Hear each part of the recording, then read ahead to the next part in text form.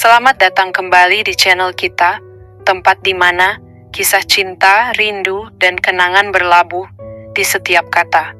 Hari ini, aku ingin mengajak kalian menyelami sebuah cerita yang pelan, hangat, namun penuh luka dan harapan. Sebuah kisah tentang dua jiwa yang bertemu di dapur tua sebuah panti asuhan. Bersiaplah untuk tenggelam dalam aroma masakan, dalam keheningan, dan dalam rasa rindu yang tidak pernah diucapkan tapi selalu terasa. Ini adalah dapur panti rasa rindu. Beberapa orang menyebut dapur sebagai jantung rumah, tapi bagi sebagian lainnya, dapur adalah tempat yang menyimpan rindu. Tempat di mana aroma masakan lebih jujur daripada ucapan, dan bunyi sendok yang saling beradu lebih nyaring daripada doa yang tidak sempat selesai.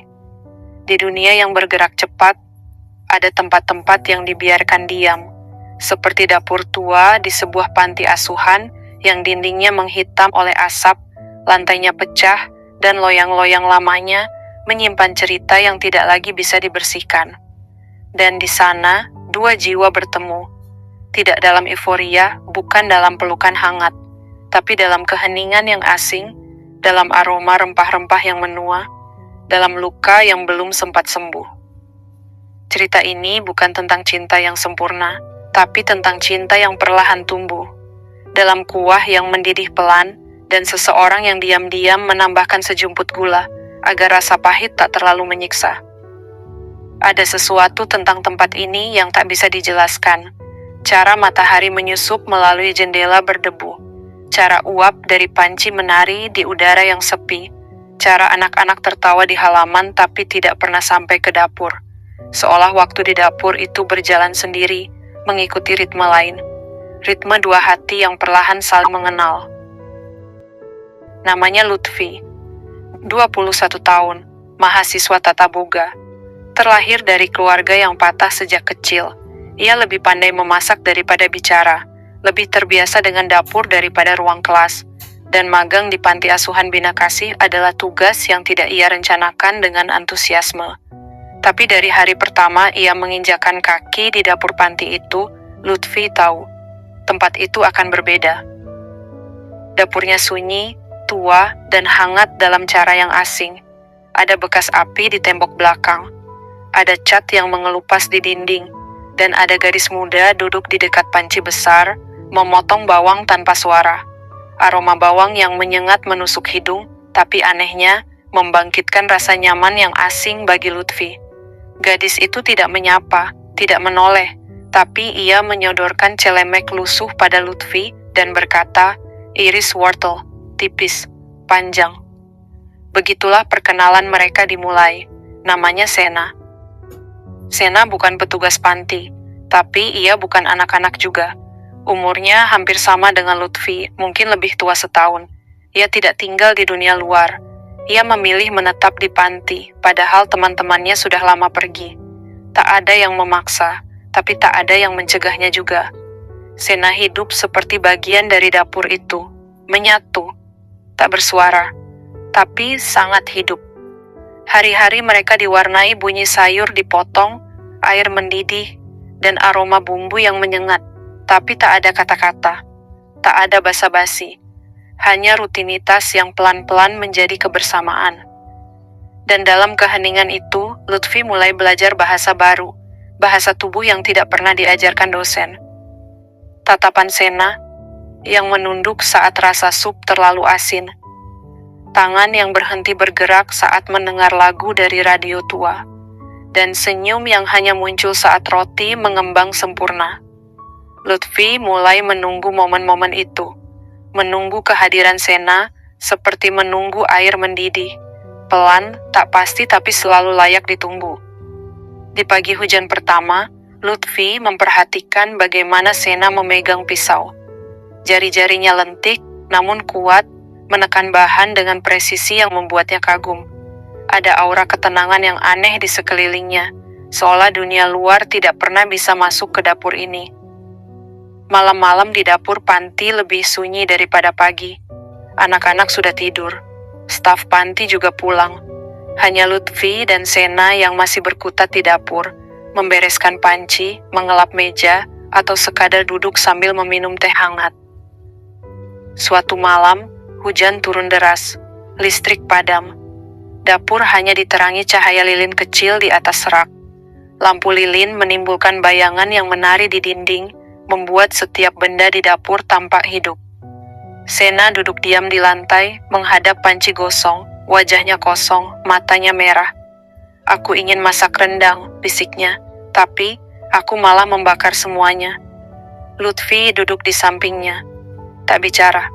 Ia hanya menyentuh punggung Sena perlahan.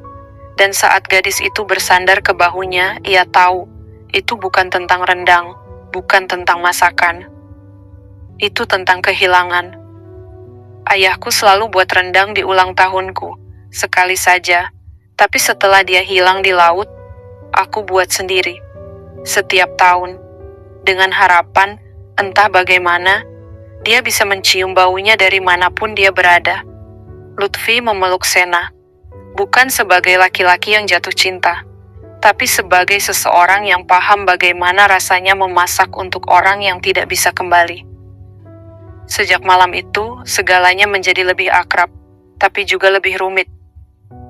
Sena mulai bicara lebih banyak, tapi hanya saat masak, saat memotong wortel, saat mengaduk adonan. Di luar dapur, ia tetap senyap, tapi jari-jarinya mulai mencari tangan Lutfi saat berdiri berdampingan. Mereka mulai mencuri waktu untuk berbagi. Duduk di tangga belakang, makan sup sisa sambil memandangi bulan separuh. Sena bersandar di bahu Lutfi, tubuhnya kecil, hangat. Tapi ada jarak aneh di antara mereka, seolah kedekatan itu dibatasi oleh sesuatu yang tidak bisa disebutkan. "Kamu akan pergi kan?" tanya Sena pelan. "Kontrak magangku hanya 2 bulan, jawab Lutfi. Sena mengangguk. "Dapur ini akan lebih dingin setelah kamu pulang." Dan malam itu mereka berciuman. Pelan, penuh jeda. Seperti orang yang takut cinta itu akan hilang jika disentuh terlalu cepat. Hari-hari terakhir magang terasa terlalu cepat. Lutfi mencoba menyimpan setiap detail. Aroma bawang, hangatnya tangan Sena saat menyentuh pisau, cara ia menunduk saat membaca resep lama. Ia menatap Sena diam-diam, menunggu kesempatan untuk mengucapkan sesuatu yang penting, tapi kata-kata selalu terjebak di tenggorokan. Mereka hanya berbicara dengan mata, dengan gerakan tangan, dengan cara mencicipi kuah yang sama. Pada pagi terakhir, Lutfi masuk dapur, tapi tidak ada Sena. Sunyi. Hanya ada 1 piring nasi goreng hangat, telur dadar dilipat rapi, dan selembar kertas di bawah sendok.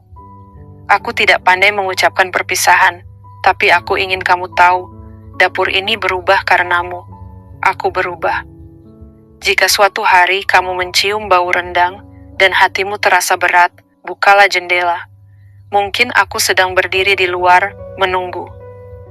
Lutfi duduk di bangku kayu. Makan perlahan. Setiap suapan membawa rasa asin yang tidak berasal dari garam, tapi dari air mata yang jatuh ke dalam mangkuk. Bertahun-tahun berlalu, Lutfi membuka warung makan kecil di kotanya. Ia tidak memasak seperti chef profesional, tapi ia memasak seperti orang yang pernah mencintai, pelan, penuh ragu, tapi selalu ingin memberikan yang terbaik. Ia menyimpan 1 loyang tua di rak belakang, 1 celemek lusuh di laci terbawah, dan 1 resep rendang yang tidak pernah ia jual ke pelanggan manapun. Karena masakan itu bukan untuk dijual, tapi untuk dikenang. Kadang-kadang, saat hujan turun dan dapur sunyi, ia membuka jendela. Bukan karena udara, tapi karena harapan. Karena cinta tidak selalu harus kembali, tapi ia harus diberi ruang untuk pulang, jika suatu saat lelah menjadi kenangan.